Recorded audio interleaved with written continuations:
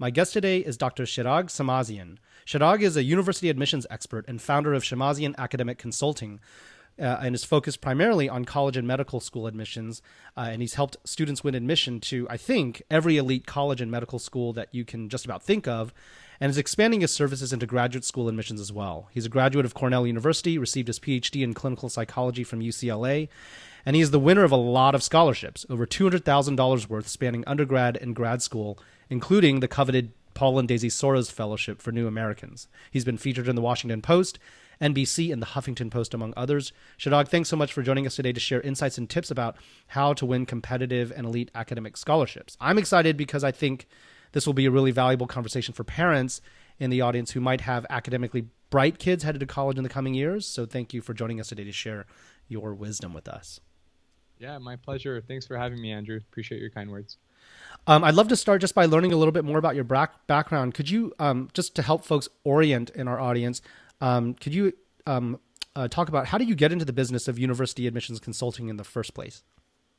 Yeah, I think initially it was motivated by self-interest. I went to a high school that's been around probably for 60 plus years now, a very small high school in LA, an Armenian school. My parents, were really keen on, my brother and me learning Armenian culture and history and language, and which was great in a lot of ways. But it was an issue when it came to college admissions because there wasn't very good college counseling support. And the thought was, you should go to, a local school, stay in the community, and so on. But I just had other aspirations, and I realized, okay, if I'm going to, achieve those aspirations, then I'm going to have to be self-taught. So I started learning everything I could about college admissions and scholarships, and because my family couldn't really pay much for college, grew up with, in a very middle-class household, I'll put it that way.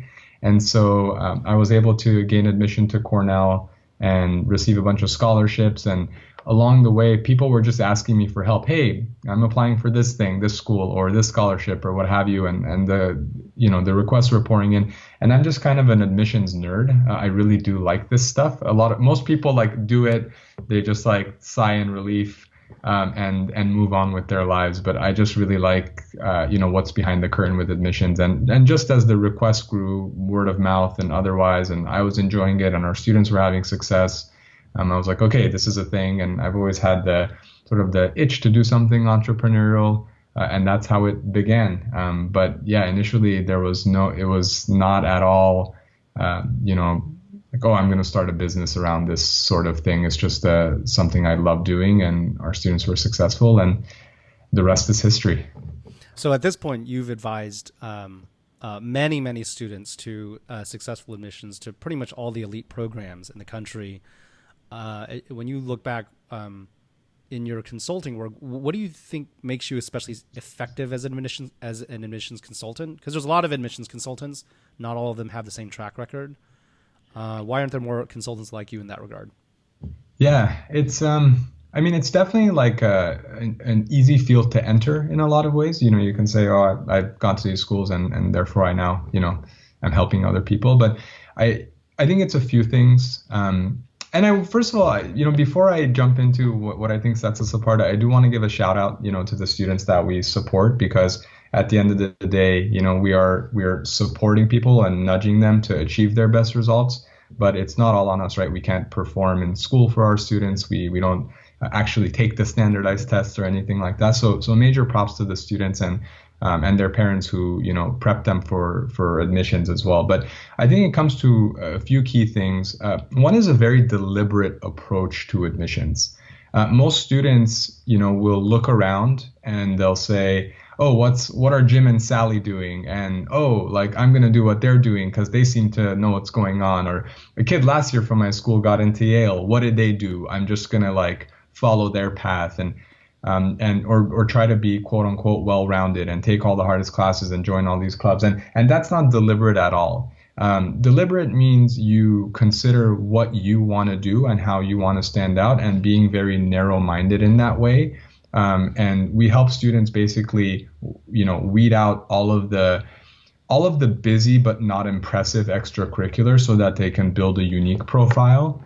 And then the other piece is just building relationships with our students, getting to know them on a personal level so that we can then guide their writing across their application materials. Because yes, you have great numbers. Yes, you have great extracurriculars. So many students do who are trying to get into Ivy Leagues and MIT and Stanford.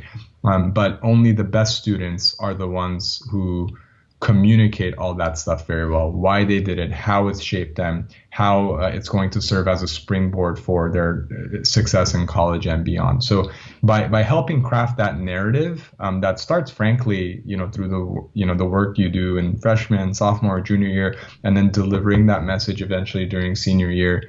I think it's that, taking that deliberate long-term view with the process.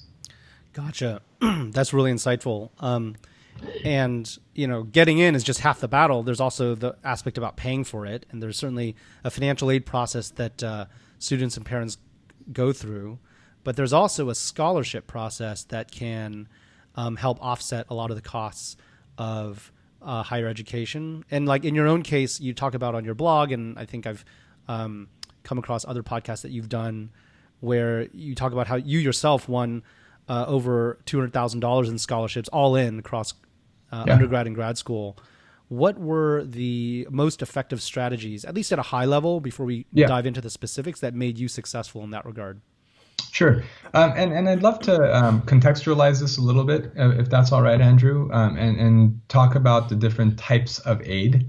So there is merit aid and need-based aid, and they're exactly how they sound. So merit-based aid is aid given to students based on merit. So if you're a super top performer and they want to recruit you and commend you for your great grades and your extracurricular performance, etc. In other words, if they consider you a top applicant, then you will get varying degrees of merit aid, anywhere from a few $1,000s to full ride. And then there's need-based aid, which is based purely on financial needs. So like the Ivy League schools, for instance, offer no merit-based aid because everyone who applies there is so worthy of merit-based aid and high achievers. So like, how do you decide, basically? And so they said, look, with our financial aid, pot, we're going to help only people who have, or with need-based aid. And then other schools, if it's a less prestigious school, they're going to want to attract stronger and stronger students. So they're going to, offer more merit-based aid to, hopefully sway a student away from a more prestigious school. That's the basic thinking around this. So based on, what your family's financial situation is, and your achievement level, certain options may be available to you, whereas others might not be available to you. So for me, like when I went to Cornell, because my family couldn't afford, anywhere near. I think when I went to Cornell, the tuition was just tuition, not living expenses and all that kind of stuff. Was I think $32,000, and they gave me $29,000 in need-based aid. And so that was great because I was like, okay. And the thing is, a lot of times parents will see the sticker prices of private schools and they're like, we can't apply there because that's so expensive. Except the richest schools tend to be the ones who are most generous, especially when it comes to need-based aid. So make sure all you parents and students out there to look at net price calculators and put your family's financial information, because then you can find out, okay, if we got in, what would the cost be, and then make a decision based on that. And usually the numbers that those calculators spit out are quite close to what your actual aid packet will be. So that's need-based aid. But then, of course, there was that $3,000 delta, as well as, living expenses, traveling home for holidays and things of that nature. And for those, I sought out a bunch of different scholarships. And that was, for merit-based aid. So, found little private scholarships here and there, and we'll talk about, of course, the search and stuff like that in a moment. But, scholarships for, kids with disabilities because I, grew up with Tourette syndrome, or scholarships for Armenian students because I'm Armenian American, or all of these different little things. And then, of course, in graduate school, received fellowships from the National Science Foundation and the Paul and Daisy Soros Fellowship Organization. And those were more for, field specific and achievement specific types of things, even though the ethnic scholarships I continued to receive through graduate school. Gotcha. Okay, thanks for sharing that background. So when we think about competitive scholarships, whether they have a need-based component or not, but they have some competitive component. What are some of the biggest myths or conceptions that parents or students might have when it comes to applying for and winning these type of competitive scholarships, just to level set? Yeah. So most parents, so everyone hears this phrase of like, there's so much money out there, you just gotta find it. It's like, well, okay, so like, where's the money? How do I find it? Then like, how do I get it? And so it's a very confusing process, even though, all these scholarship organizations want all the applications they can get. They're literally trying to, give out money, but it's hard to find. Most people will focus on the opportunities that are very popular or very easy to find. And so the number of questions I get every year about national merit or the Coca-Cola scholarship or the Cook Foundation or whatever the case might be, because things are very well known, that's where most eyeballs tend to go. And I always say I love competition, but I don't love competition when it's for free money. Right. So, if you're looking for, these major scholarships, yes, they're prestigious in a lot of ways, but everyone is looking there, and therefore they're more competitive and less likely that you will get them. Now, that doesn't mean if you're a top, applicant, you shouldn't apply for these, but to also look for what I call private or niche scholarships. So most people, what they'll do, Andrew, is they'll go online and they'll look for scholarships.com or some database that has 1,000,001, different scholarships. Some are for, no essay required, or it's not hard to apply. Those are basically ways for the organization to get a lot of names and email addresses and sell a mailing list to another marketing company or something like that. But then these really prestigious ones are, very low yield. So apply to those, that's fine. But also start looking for private or niche scholarships, which fewer people look for, and B, they have more constraints, meaning most people who do find them won't be eligible. Like, for instance, if I'm looking for a scholarship based on, Latin American female students who are interested in STEM, well, that narrows the pool. But if you're a Latin American female who's interested in STEM, bingo, that's an opportunity for you to apply, less competition. For me, obviously, there were a lot of these scholarships for Armenian students. If you have a disability, or maybe there's a foundation out there who wants to promote students in the humanities, because it seems like, most students out there are going into STEM, and so therefore who's doing humanities work. And there are all of these opportunities. So always consider, okay, what are unique aspects of my personal background, my ethnic background, my academic background and interests, and where might I apply, and then approach it that way. And if you apply to enough of these things, then you will increase the likelihood of getting some or a lot of money. Yeah, that's really good insight regarding looking for niche scholarships. Actually, I remember when I applied, when I was in college, I applied for several of these as well, and there is definitely a competitive delta in the dynamics between a really competitive, widely known scholarship versus a niche one, and so that's definitely a real thing. You wrote in a blog post on your website on how to find and win college scholarships, which we can link to in the show notes later. You identified like 4 places to look for scholarships, like public online databases, which you just alluded to. There's college applications themselves as the natural part of the application process, school counselors, and then Googling around for niche private scholarships.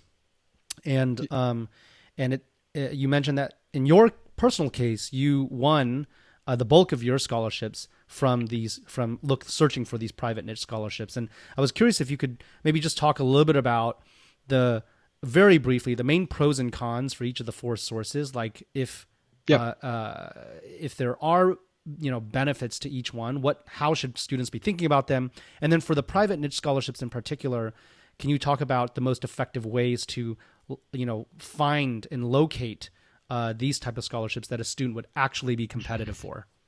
Yeah, sure. I'll do the quick pro and con, and I know I touched upon some of these briefly, or at least implied what some of their pros and cons might be. So online databases, pros, super easy to find. Google scholarship databases, you'll find a bunch. Another pro, there are, I don't know, thousands of scholarships available on there, so it's kind of like, oh my goodness, it's like a buffet. But then the con is, again, too many eyeballs. A lot of these are well known, or they're these like no essay scholarships, and so people will cast a wide net that way, or it might be you have to write a little essay about your favorite ice cream flavor, or there are all these like obscure prompts and things of that nature.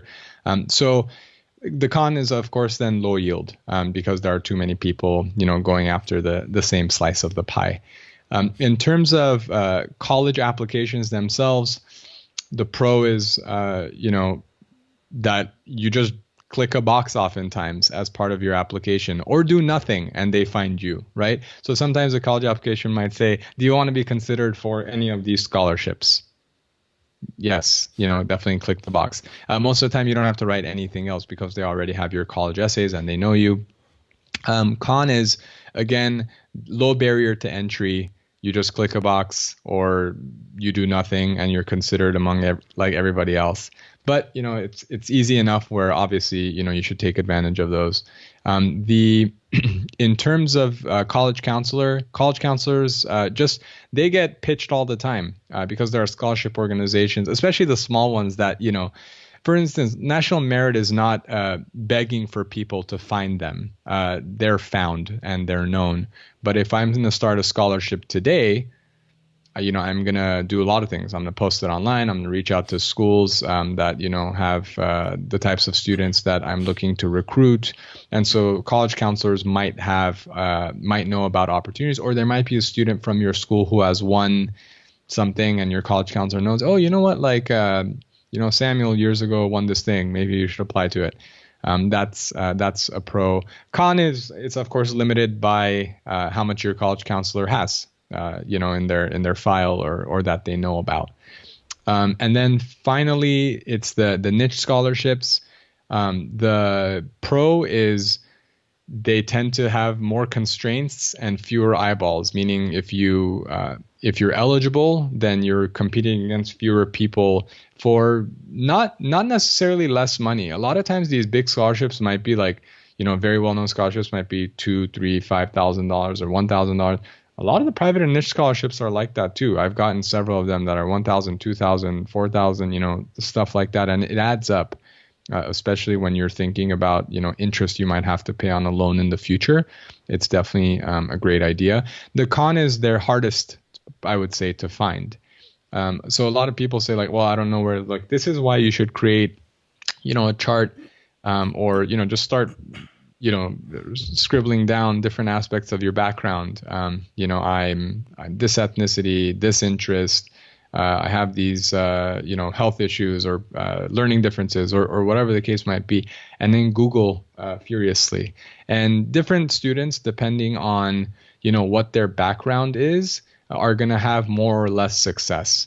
Like if you're, I'll just speak about my experience. Like if you're Armenian American, we strangely have a lot of scholarships because people like to, start scholarships to help Armenian students go through college. But, if you're part of an overrepresented group, it's going to be harder to find, a ton of scholarships for you. But then consider maybe there's stuff for music or writers or STEM or humanities or whatever the case might be. Chances are you will be able to identify some.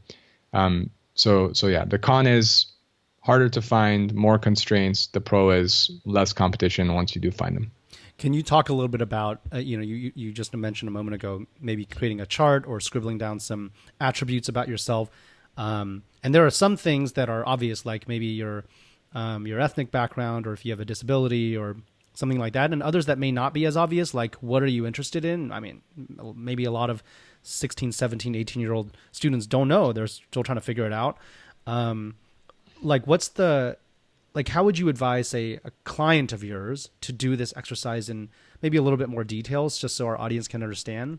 And then even down to like examples of Google queries that you would actually type in the search box Yeah. to as an example, so we just get a better feel for this. Sure. So it's one of these things where it's fairly simple, I guess, in theory, but then you have to actually like do the work and go deeper, because I think the biggest barrier, Andrew, is people not thinking that certain things will yield results, and so therefore don't try. So I would just create a bunch of lines like, what's your gender? What field are you interested in? What's your ethnic background? What state, city, county are you from? What are your academic interests? What are your greatest extracurricular achievements? Which schools are you looking to go to? What career do you want to pursue? Do you have any health issues? Do you have any learning differences? Is there some like I don't know, some type of extracurricular, like I said, extracurricular achievement, but like start going more granular. Like, what have you done? Have you helped like geriatric populations? Are you a musician? Do you love to code video games? All sorts of these things. And then basically you want to Google all of these permutations, scholarships for Armenian students, scholarships for Armenian students interested in STEM, scholarships for Armenian students interested in Armenian studies, scholarship for Armenian students with disabilities, scholarships for students with Tourette syndrome. So you see what I'm saying? It's a lot of searches. It's a lot of looking. And I think this is why people don't do it, right? Anytime there's a barrier, if the gym was in your building, you're more likely to go than if the gym is, That's a true. 15-minute drive, right? It's like everything in life. The more barrier, it's like if I want to drink milk, and I have milk in my fridge, I am more likely to drink milk than if I have to walk down to the store, buy milk, bring it home, and drink it. So the more barriers there are, the less likely. But that's why you have to create this list and keep searching. It takes time to compile that initial list, but once you have the list and you've written your college essays and you have certain personal statement like essays, you can very easily modify and recycle these and just apply like crazy. And especially these days more than ever. I remember back when I was in high school and college, I had to like buy a lot of manila envelopes and print out this stuff and put them in the mailbox. Maybe I'm dating myself. But now it's easier than ever. You send everything as attachments. So it's just a matter of organization and effort. Got it. That's really helpful. And I definitely want to get into application strategy, how to leverage applications multiple times, et cetera, in a moment. But just so folks can have a heuristic for the type of effort that's required in this, in the students that you see that are successful at this, including maybe your own situation, how much time are these students actually investing in the search process itself? Just as you said, barriers to entry will make the competition lower, but you have to put in the effort, you have to put in the time. And so the successful students that you see doing this, what are the types of amounts of time that you actually see folks investing? Yeah, I think in terms of the actual, brainstorming aspects of your background and doing the search and compiling a list, I don't know, anywhere from 5 to 10 hours. So it's work. It's not massive amounts of work, but it's work, compiling the list. And then I encourage people, when they do find scholarship opportunities available to them, create a spreadsheet. What's the deadline? What's the prompt? What material, like what are the requirements? Do you have to send in your official transcript? How many recommendation letters do you need? All these things. So there's a lot of upfront work. It's not trivial, but it's also not this incredible mountain you have to climb. And then once you're organized, we'll see, okay, what are the prompts? Well, maybe 80% of the prompts are similar. And so maybe I can apply, like I wrote this college essay about this thing. This will actually work really well here. And then, map out what your strategy is going to be. But all of that really, and then, make your like recommendation letter request, which we'll talk about in a moment. And really the planning phase, I would say 5 to 10 hours. That's my estimate. Got it. Okay, cool. So let's move on to the application portion. Now you have your list of scholarships. You've gone through the thought exercise of thinking about all your attributes, you found maybe some a good list of niche scholarships to apply to. What are the things that applicants should be doing and avoiding to present themselves as compellingly as possible to scholarship review committees? You had a nice framework in your blog post. Wondering if you could maybe either summarize it here or expand upon it. Yeah, sure. So every time I think about college admissions or scholarship applications, going back to your early question, Andrew, about like, what's a strategy? Why do your students have so much success or stand apart or whatever the case might be, is because we're always interested in what the other wants. And in this case, the other is the school or the scholarship organization. And oftentimes when we apply to things, we think about ourselves. I want to go to MIT because MIT is the best in X and I want the best. Or I'm applying to the scholarship because I want their scholarship money. We think far less about what they want. So what does the scholarship organization want? The scholarship organization wants to fund the best students that they can then brag about. That's basically what it is. The organization who gives the scholarship says, I gave $5,000 to Andrew. Andrew then became, went to this undergrad, did this amazing research. He's now at Stanford Medical School, and he's winning all these other awards. He's a future leader in the field. Andrew is one of us. That's the scholarship organization's mentality, and furthering their mission of making sure that Andrew and people like Andrew are achieving at the highest levels and not meeting financial barriers to doing so. Okay, so let's get super clear on what it is that the scholarship organization wants, and understanding their mission, or reaching out to them and asking what successful applicants have done in the past, if there are sample essays online, etc. Not to copy anything, but just to understand the framework of what do they want, and then how can I position my background in a way that makes it clear as day that I am the perfect fit for them and them for me. Because when we're trying to get in a relationship with someone for anything, we have to think about it from both people's perspectives. Like even this podcast recording that we're doing, Andrew, you invited me because I assume, correct me if I'm wrong, you're like, oh, he has, knowledge that I think my audience will find valuable. And if it's good information, my audience will really enjoy it. They'll listen to it. They'll share it. I'll get more exposure. My interest obviously is like, I want to share this information. Obviously it brings exposure to me and the company and all that kind of stuff. So there is a fit thing here. If you told me to talk about cat food, I'd be like, dude, this is not a good fit, right? And we wouldn't be chatting today. And it's very similar. I know it's a silly example I just gave, but the same thing applies with scholarships. It's basically saying, this is your mission.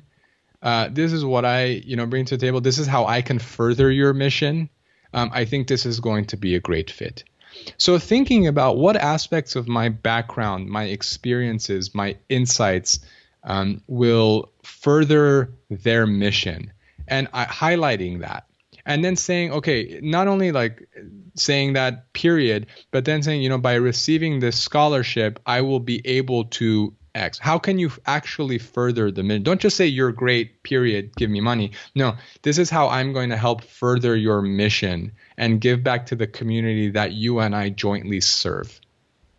Right? And community I'm using loosely here. It could mean people in STEM. It could mean people who need STEM. It could be other members of my minority group who need role models or who need service in the future, or whatever the case might be, making sure that the messaging is very aligned. That's the high level strategy.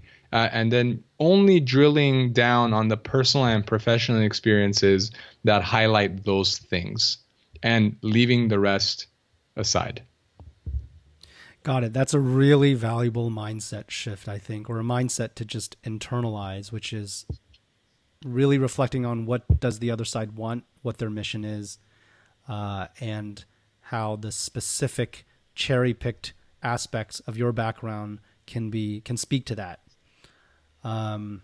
Really valuable insight. Okay, so then there is some tactics that I would love to get your thoughts on. You talked about that you can recycle a lot of the materials that you put together one time for other scholarships. And if you're applying for a lot of these things, as you said, it adds up, then you really have to be efficient with your time at assembling application materials, because applying for a scholarship genuinely takes a lot of hard work if you want to do it like thoughtfully. So how can applicants be as efficient as possible so they're not rewriting new applications from scratch on every award? Like I would imagine it's not a good use of time to write a new essay for every single scholarship. Can you share some tactics for how to reuse materials effectively without just copying and pasting indiscriminately? Yeah, it really starts earlier, right? So again, going back to how preparation is time consuming, but actually applying shouldn't have to be very time consuming. So if you're going through the college application process, which obviously you will be if you're looking to then get college scholarships, you're going to write a lot of essays.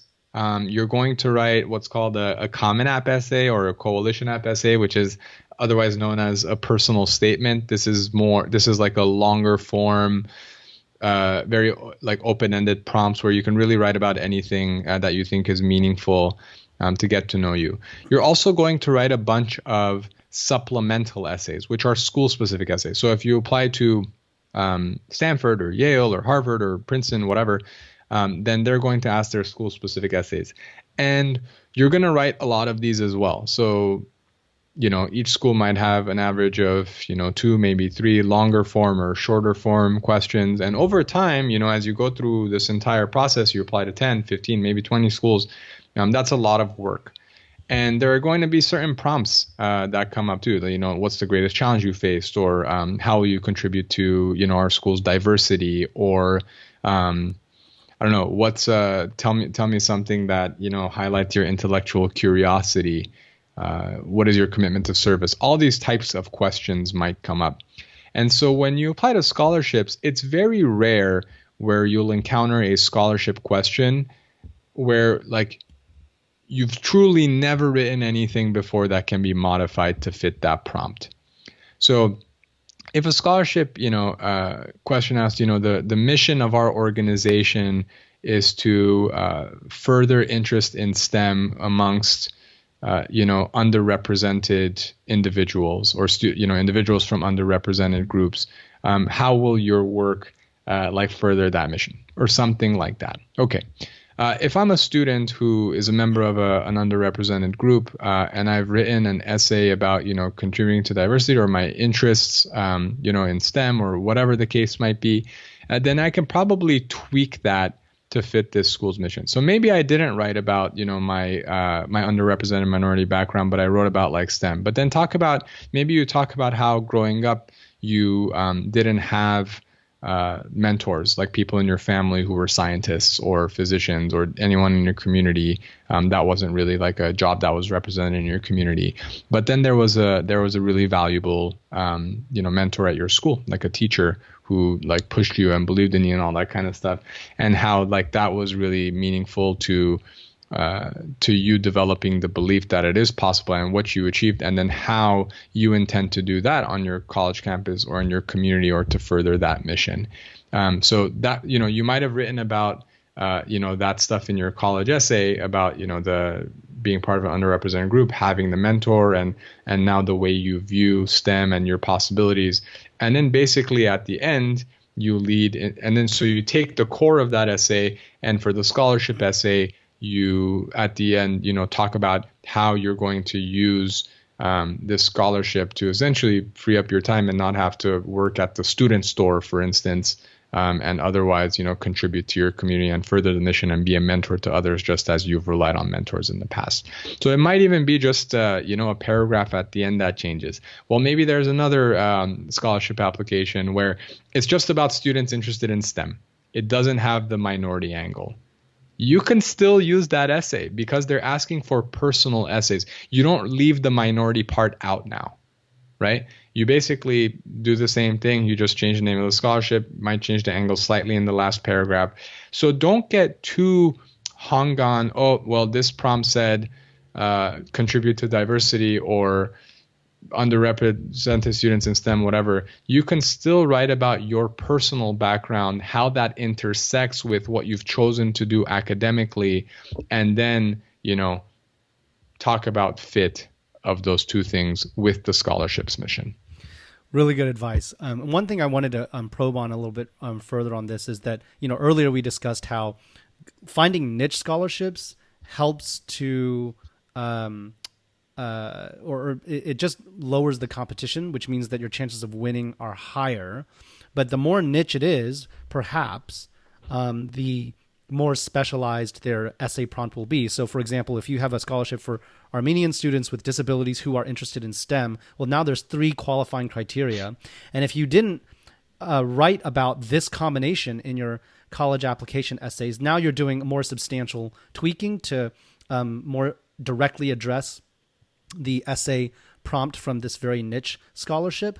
But the chances are better and for winning. And so it seems like there's this balance of like the less adjusting you have to do to pre-existing essays, the less work it is, but perhaps the lower the barrier to entry, and also vice versa. So in your experience, where have you seen, is there any heuristic or rule of thumb in terms of how a student with, limited time might, most beneficially invest that time between that, on that spectrum of like, go after as many of these scholarships as possible, but lower amount of work but higher competition, or vice versa, more work, less competition, maybe I get fewer applications out the door. Is there a framework that you have for thinking about this?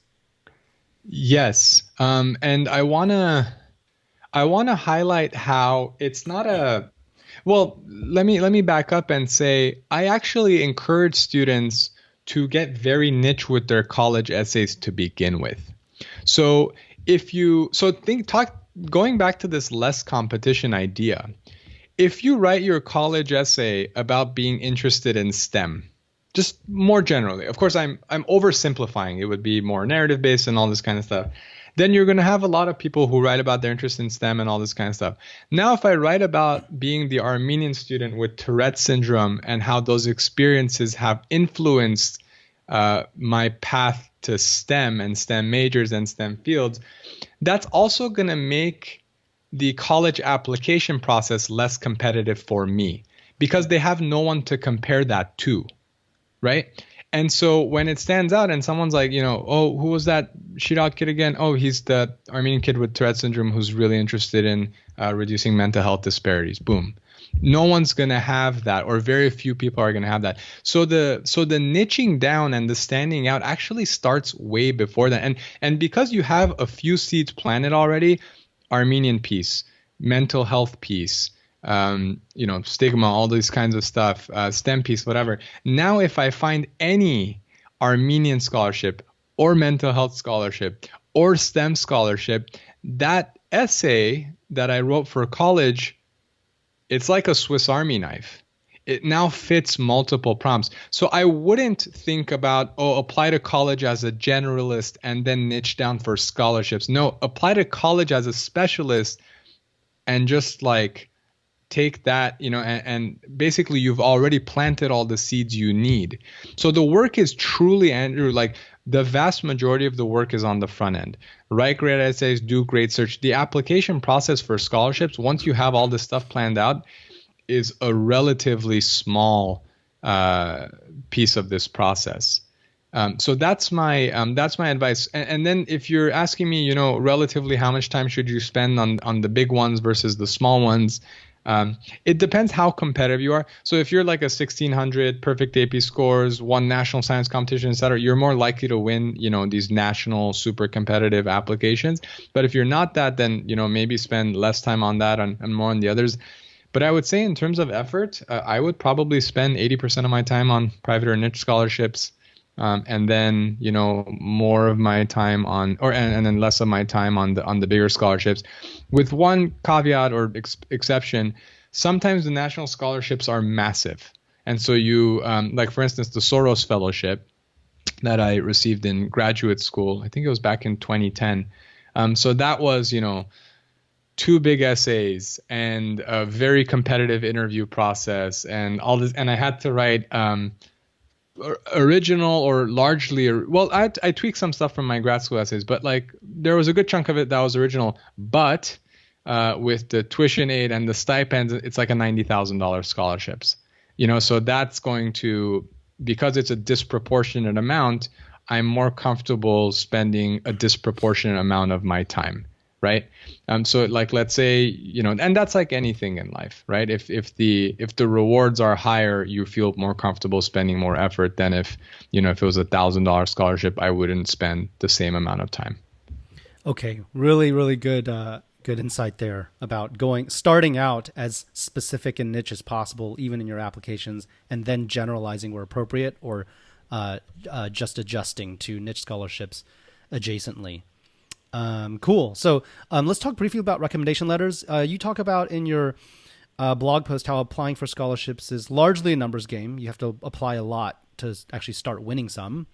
How can applicants be sensitive to the burden that they're putting on recommendation letter providers when it comes to requesting recommendations, so they're efficient with their recommenders' time and getting good impact from their recommendation writers, but also not overburdening them by asking for the moon in terms of cranking out letters every few months? Because a recommendation writer, if they're good, they're going to be sought after by many students, and you don't want to be the one that's sort of has constantly pestering them with new letters.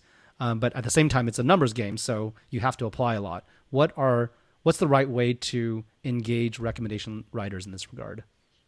Yeah, several pieces of advice. Number one, ask early, right? So again, let's think about the self-interest of the recommender. It's time consuming, and it's effortful, right? And they have to think hard. They have to write something on top of all that. They're not getting paid for this in any way. So it's really like a benevolent act in a lot of ways, or they're going to do it because they might feel bad if they don't, or whatever the case might be.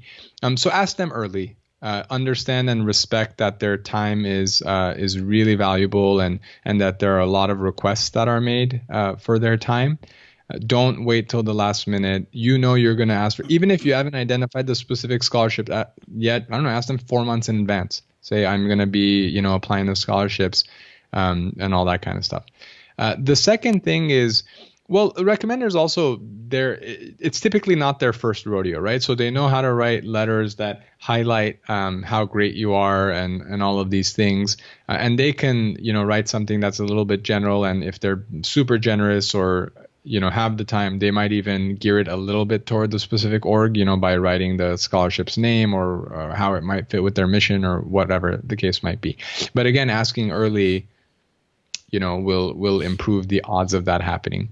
The other thing, the third piece is, again, make it easy. If they're going to have to think about what they have to write, that's a barrier. Reduce the barrier by telling them exactly why you are asking them specifically and what exactly you want them to cover. So a mediocre or poor scholarship letter request would be, hey, Dr. Mitchell, I hope you're well. I'm applying for some scholarships. Would you feel comfortable writing some of my letters? It's a very mediocre request. I don't know what these are. I don't know when they're due. I don't know why me. I don't know what you want me to cover. I have other students. Could you give, all this kind of stuff, right? A very good request, or much better request would be, hey, Dr. Mitchell, I hope you're doing well.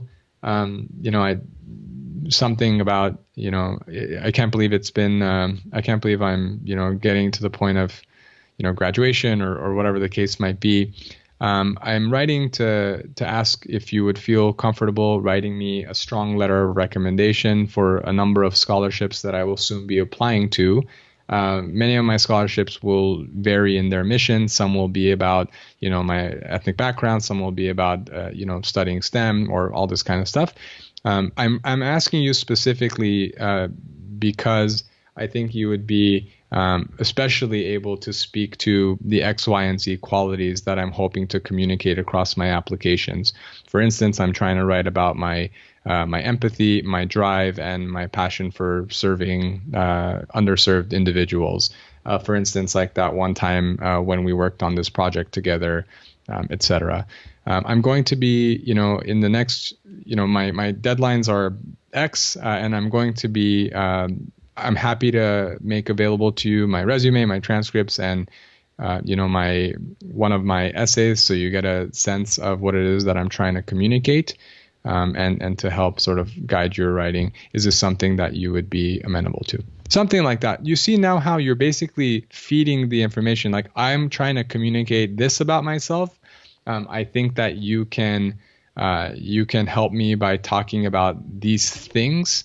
That's just so much. I take a breath as a recommender. Like, okay, I know exactly. Okay, he refreshed my memory. These are the kinds of things he wants me to cover. I can definitely leverage these materials to write a better one. That's really fantastic advice, because it's kind of speaking to the same theme earlier that you were discussing about what's, considering the other person's point of view, and the less thinking you require them to do, the easier it is for them to say yes, and also to have a roadmap for how to make it great for you. Yeah, exactly. Do you find as a good practice, do you find students who are sort of tactful and considerate when it comes to asking recommendation writers for letters? Do you find as a good practice that to attach past sample work, or maybe even a one-page bullet point list of here are things that you could speak of? You're not prescribing them to, but just as a memory refresher, as you mentioned. Yeah, exactly. And you could do that in a bunch of ways. You can say, hey, here's like a bulleted list of like stuff I've done or whatever. I typically just write it in the cover letter-ish request, like I mentioned. So yeah, but I think the end game is the same, where you're basically providing them information to either refresh their memory, to give them ideas for what to cover, all that good stuff. Okay, awesome. All right, so switching gears for a bit, I would love to talk a little bit about the really prestigious national scholarships for a moment. Sure. You mentioned Coca-Cola Scholarship earlier. Other examples like the Gates Scholarship, the Intel Science Talent Search, I think is now called Regeneron, the Barry Goldwater Scholarship, Davidson Scholarship, etc. And then at the graduate level, there are almost like internationally known scholarships, like the Soros Fellowship, which you won, Marshall Scholarship, Rhodes, Truman, Fulbright, etc. For these, at this level, this is sort of like the NBA. How can students make themselves as compelling as possible for these super coveted awards? Yeah, so these are, it's a whole different game in terms of the level of like achievement and prestige and all that kind of stuff. But foundationally, they're similar. So if you're looking at, Soros or, Gates or Marshall or Rhodes or all these kinds of stuff, the competition is like, I think I've never heard it, said that way. It's the MBA of sorts. But I love that. And it basically is, right? So you look around at the winners and most of us think, I'm not like that guy, or I'm not like that gal. This is insane. I don't know how I can get something like that. But, they're people too, of course. And yes, they are high achieving, and yes, these are super competitive. At the same time, they bring with them a lot of prestige, a lot of money, and the network, I think, can be really powerful. And being part of the Soros network has certainly been an asset for me. I mean, some of my closest friends in the world are other Soros fellows, and just the folks I've been able to meet and the ideas I've heard and learned and all this kind of stuff have been priceless. And so for these scholarships, it's the same, where they have a mission. Like Soros, for instance, is, showing that new Americans are not just as capable, but, some of the best and brightest and, critical to our country's development and future leadership and so on. And same thing, with Rhodes and all these other kind of stuff. But talk about, wanting to brag about, their members. Like, for instance, the Soros Fellowship, there's a reason why They highlight a lot of their fellows, but you see certain people come up time and time again, like our former Surgeon General, Dr. Vivek Murthy, as a Soros Fellow, and he gets he gets a lot of exposure through the fellowship, right? We're always talking about what Vivek is doing and all these other kinds of things. So they're essentially looking to recruit the best and the brightest and the most brag-worthy types of individuals, but or I should say, and the foundation is the same for what we talked about. If you're thinking about, well, New Americans, okay, so they want to know about your family's background. They want to know about how you've navigated your bicultural identity, what it means to you to be an American, but to hold dear to you the culture and values of your family's background. How that has shaped your insights and what you intend to do with that in the future, how that's shaped the field that you've gone into, how you're going to give back to serve the American community, minority and otherwise. Are you going to be a future leader in the field? Are you going to become a senator? Are you going to become the Surgeon General? Are you going to start, one of my best friends in the world has started a customized hair care company worth hundreds of millions of dollars. And so, all these kinds of things, like we want to be associated with, these kinds of achievements, right? And so that's what the Soros Fellowship and other fellowships like it are looking for. So you have to get super personal. You have to be incredibly intellectually curious and demonstrate how in the past and looking ahead into the future, you're going to be seen as one of the leaders in our country. In what ways does the application process or what selection committees look for differ at this level compared to, some of the niche scholarships that we were talking about earlier? I think it's just the stakes are higher in terms of your achievement. It's not good enough to just be part of the group. There are a lot of kids in this country who are immigrants or the parent or the child of two immigrants. So it's just the achievement level can be astronomically high, or the achievement expectation. So we're not just talking about like, kids who did well on standardized test scores and, won some awards. These are like, no, you started like, an amazing like clean water venture in Africa. You graduated from Harvard and are now at Stanford MD MBA student, and you've already been recognized and all these kinds of stuff, which goes to a point that we haven't brought up yet, Andrew, which is scholarships beget scholarships. So the more you win, the more awards you have, the more impressive you look, the more a scholarship organization thinks, oh, this is one of the special ones. We should really, consider them. So that's really what it is. The stakes are higher and the expectations. And now if you have better competition, the essays are going to be better you're competing with, the achievements are bigger. And then on top of that, they tend to have very competitive interview processes, interviews like you've never really had in the past, frankly. And those are a whole different pressure cooker in some ways. You mentioned earlier that this notion of fit, try to sort of communicate your candidacy to show why you're a fit for the organization.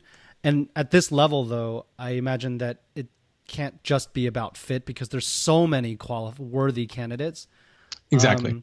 And so what is it, if you could summarize really in a really pithy way, what is it above and beyond fit that you have to demonstrate? Yeah. Incredible achievement and incredible promise for future achievement.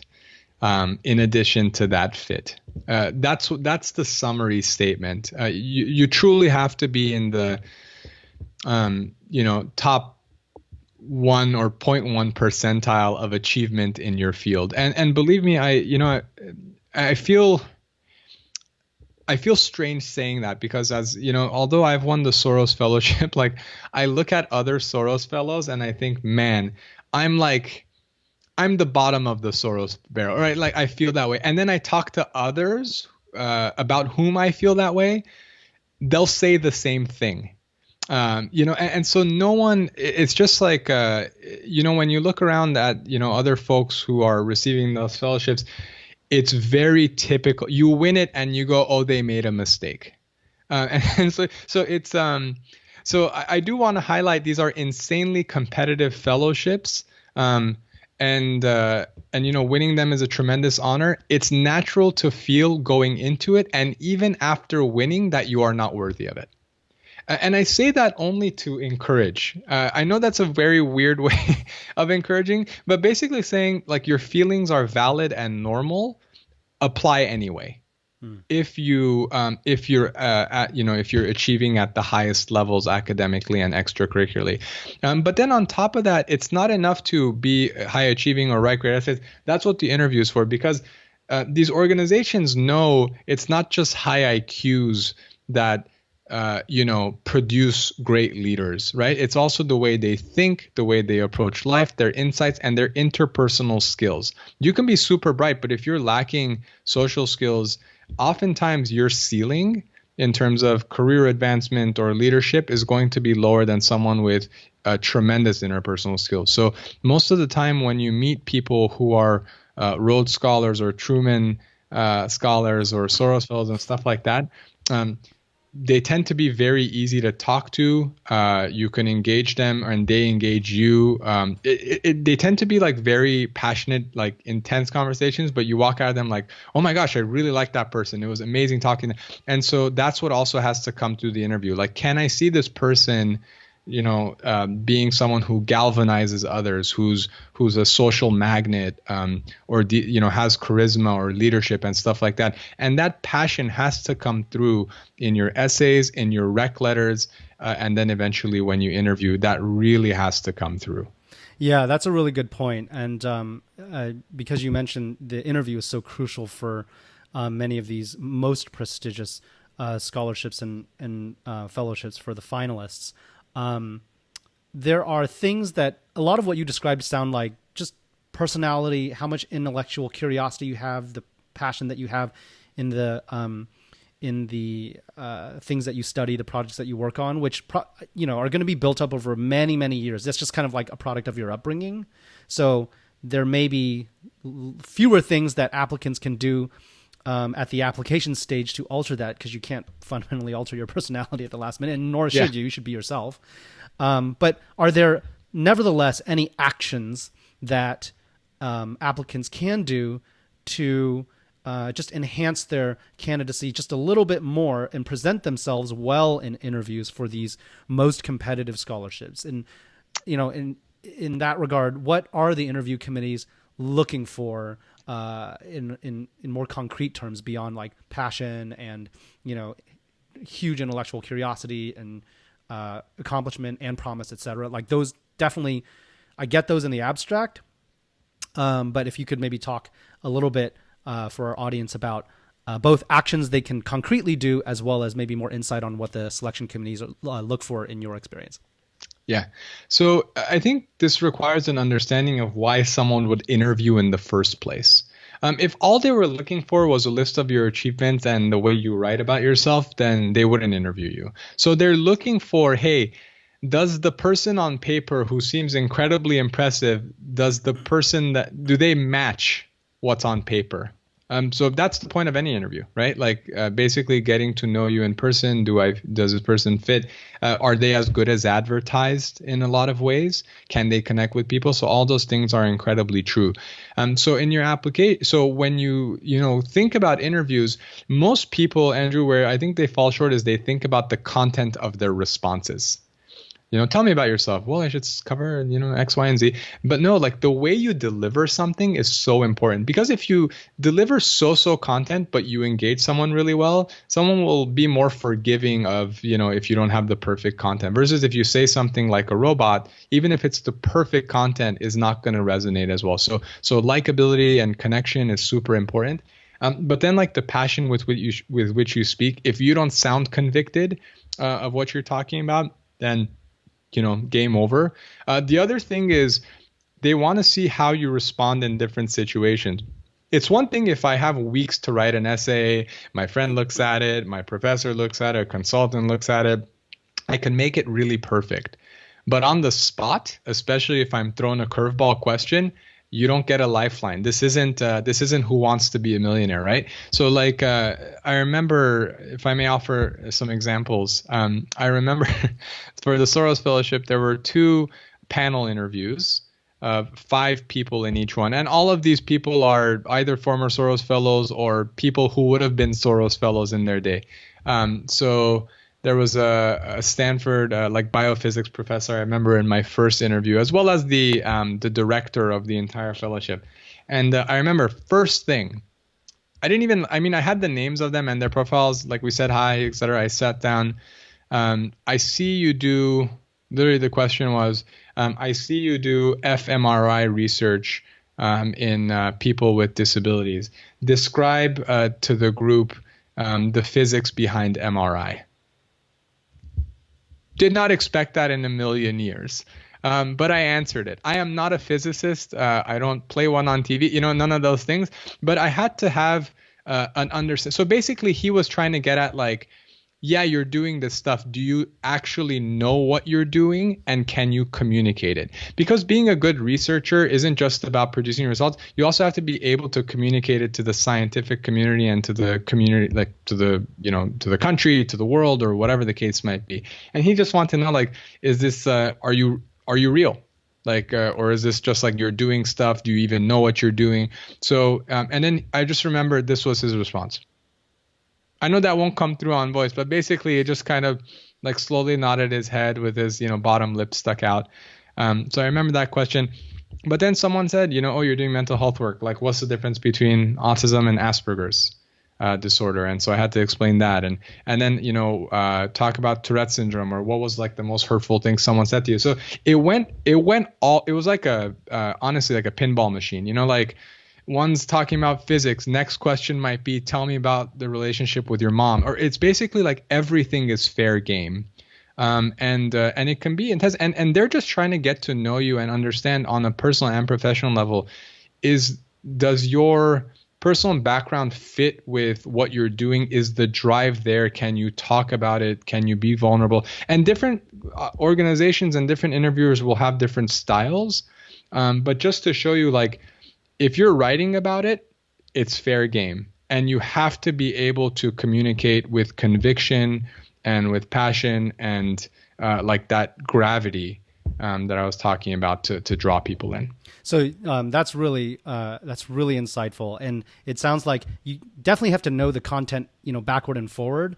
You mentioned a moment ago, I think, likability and connection. Could you define more concretely, like, what are actions that folks can take? So maybe it's the obvious stuff. Look people in the eye, smile, don't speak too quickly, pause to give an opportunity to ask questions back, etc. But I don't want to put words in your mouth. I'd love to hear it from you directly. And then also, how do you practice for this? Did you do simulated interviews? Do you do simulated interviews? And what's the best way to simulate so that you can maybe focus less on the anxieties and the perceptions and just focused on the content and being fully comfortable in delivering the content? Yeah. Know your application cold. Don't think that what's on your application is the only thing they will ask about. Because this is like you're on the hot seat. You truly are. And so they can ask about anything. So yes, all of those things are true. Smile, shake hands, be polite, all of those, dress well. Those are very, listicle type tips that we can offer. But my big thing is always practice delivery of your responses. When you do practice interviews in front of the mirror and you record them, which is super awkward for a lot of people, or you do it with your friends or mentors and stuff, ask them, push them to give you feedback on how you came across. Most people say, oh, when you talk about yourself or why you want to do this work, make sure to mention this piece and transition from A to B. That's surface level stuff. Content is doable. Get obsessive about delivery, about, looking people in the eye, about little things, habits we have that might not be great. Like, if every question you say, that's a good question, I don't like that.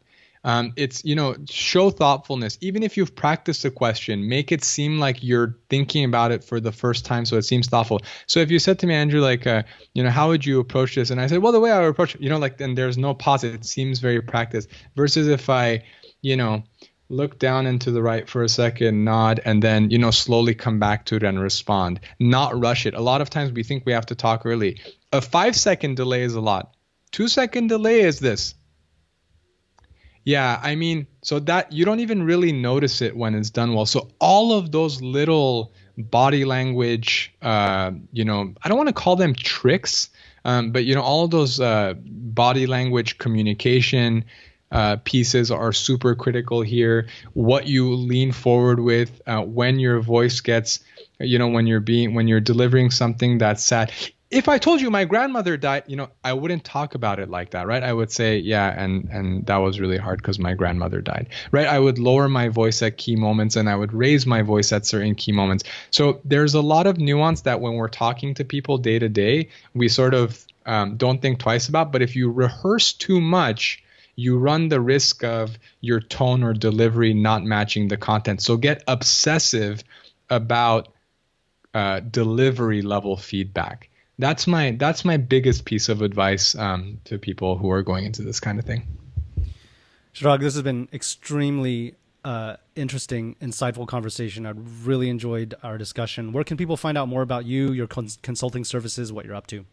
Yeah, it's been an absolute pleasure. And in terms of where folks can find me, the website, which is really hard to spell, Shemmassianconsulting.com. But I'm sure you'll link to it. Shemmassian is MMS. And then on the site, you can find all sorts of information about college admissions, medical school admissions, scholarships, and so on.